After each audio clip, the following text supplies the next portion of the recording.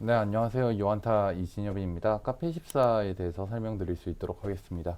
네, 카페24 같은 경우 지난주에 네이버와 지분 교환을 결정을 했습니다. 카페24가 신주 15%를 네이버 대상으로 제3자 유상증자를 하면서 네이버의 지분 0.2% 정도를 받아오는 방식입니다. 이를 통해서 양사 간의 비즈니스 파트너 관계가 조금 더 공고해졌다라고 봐주시면 될 것 같은데요.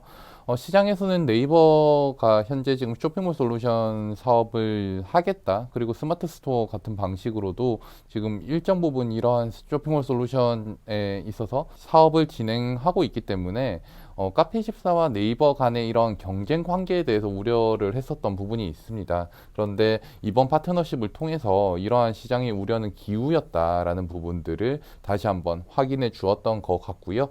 양사는 경쟁 관계라기보다는 협력 관계에 있음을 다시 한번 확인할 수 있었던 상황이라고 봐주시면 될 것 같습니다. 네, 네이버와의 혈맹은 카페24 측면에서 보면 조금 밸류에이션의 확장 가능성을 열어준다고 생각을 합니다. 이번 동맹 관계를 통해서 네이버는 뭐 앞으로 카페24와 다양한 사업 연계를 할 수 있을 것으로 생각을 하고 있는데요.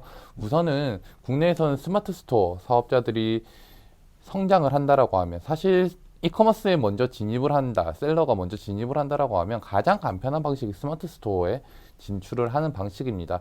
수수료도 낮고요. 그리고 조금 획일화된 UI, UX를 가지고 있기 때문에 이러한 솔루션을 통해서 진출하는 게 가장 쉬운 방식이죠. 그리고 이런 스마트 스토어를 통해서 조금 더 성장을 한다라고 하면 셀러들은 다양한 마켓에 연동을 시킨다든지 아니면 카페24의 독립몰 개설로 이렇게 넘어가게 되는 이러한 일련의 성장 과정을 가지고 있습니다. 그런 상황에서 조금 더 적극적으로 스마트 스토어와 카페24의 독립몰 개설이 진행될 수 있는 이런 연계를 해줄 수 있는 작업이 가능하지 않을까라고 생각을 해볼 수 있을 것 같고요.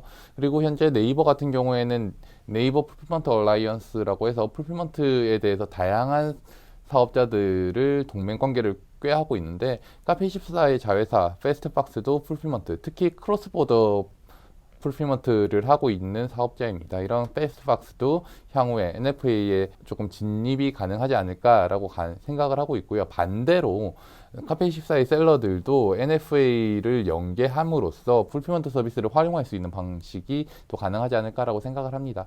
추가적으로 네이버 페이를 기반해서 셀러 전용 대출 상품들도 출시를 할 수 있고 이것을 카페24 셀러들까지 이용할 수 있는 방식이 만들어지지 않을까라고 저는 생각을 하고 있습니다. 국내에서보다는 해외에서의 사업 확장 가능성이 조금 더 크지 않을까라고 생각을 하는데요. 네이버는 현재 지홀딩스의 플랫폼을 활용을 해서 스마트 스토어 사업까지도 진행을 하겠다라고 이야기를 합니다. 그리고 지금 현재 카페24 같은 경우에도 일본에 사업을 이미 진출해 있는 상황이죠. 그런데 사실 혼자 나가다 보니까 사업 확장이 그렇게 녹록치는 못한 상황이에요. 그런데 지홀딩스의 자산들, 뭐 라인이라든지 야후재팬의 뭐 페이라든지 아니면 플랫폼 서비스들을 활용한다라고 했을 때는 카페24가 지금까지 조금 어려움을 겪고 있었던 일본에서의 사업 확장 시너지가 조금 더 강해지지 않을까라고 생각을 하고 있습니다. 추가적으로 네이버 같은 경우에는 라인이라는 플랫폼을 통해서 동남아 쪽에서는 굉장히 강한 헤게모니를 가지고 있습니다. 사실 카페24도 일본뿐만 아니라 동남아에 대한 진출을 하고자 하는 니즈가 되게 강하기 때문에 이런 니즈가 서로 맞물려질 수 있지 않겠느냐라고 생각을 해볼 수 있을 것 같아요. 글로벌리 이렇게 쇼핑몰 솔루션 사업자 중에서 가장 잘 나가는 사업자가 누구냐라고 하면 결국 쇼피파이입니다.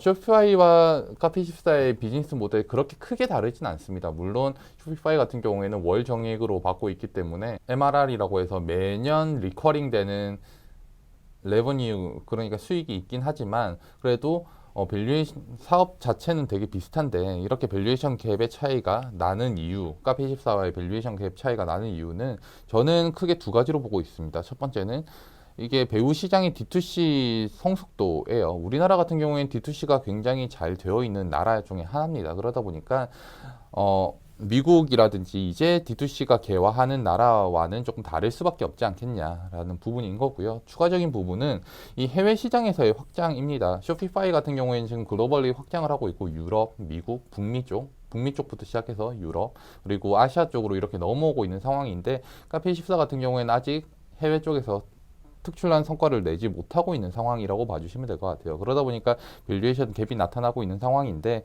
이번 네이버와의 동맹 자체가 조금 해외에 대한 가능성을, 사업 확장 가능성을 꽤 키워줄 수 있는 상황이기 때문에 동사의 밸류에이션 확장도 충분히 가능하다라고 생각을 합니다.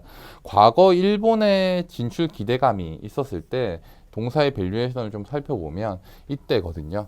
이때의 저점이 한 PSR 4배 정도 수준으로 만들어졌었던 상황입니다. 그런데 일본 진출 시기가 이쯤이었었는데 성과가 꽤 안 나온다라고 하면서 밸류에이션이 자연스럽게 디레이팅이 되었던 상황으로 봐주시면 될 것 같아요. 그래서 현재도 디레이팅이 되어 있는데, 이게 향후 네이버와의 협업을 통해서 확장이 된다라고 하면 밸류에이션이 다시금 1로 회복을 할 수 있지 않을까라고 생각을 하고 있습니다.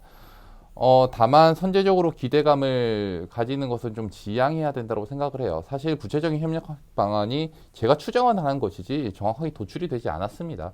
그래서 이 부분을 조금 더 확인을 해볼 필요가 있을 것 같습니다. 그리고 추가적으로 지금 동사의 실적이 2분기 실적이 같이 발표가 되었었는데 그렇게 좋지 못했어요. 그러다 보니까 이러한 부분들도, 실적에 대한 부분도 단기적으로 좀 부담이 생길 수 있다라고 생각을 합니다.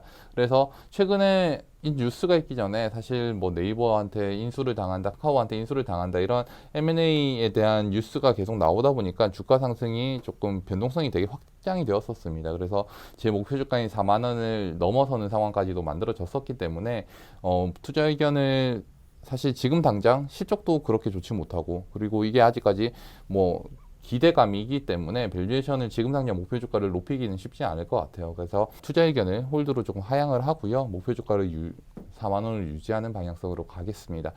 향후에 뭐 구체화된다라고 했을 때 앞서도 설명드렸다시피 밸류에이션이 확장될 수 있기 때문에 그 시점에 조금 더 확인을 해보고 투자 의견과 목표 주가를 다시 한번 상향할 수 있도록 하겠습니다. 네, 지금까지 카페24에 대해서 설명드렸습니다. 감사합니다.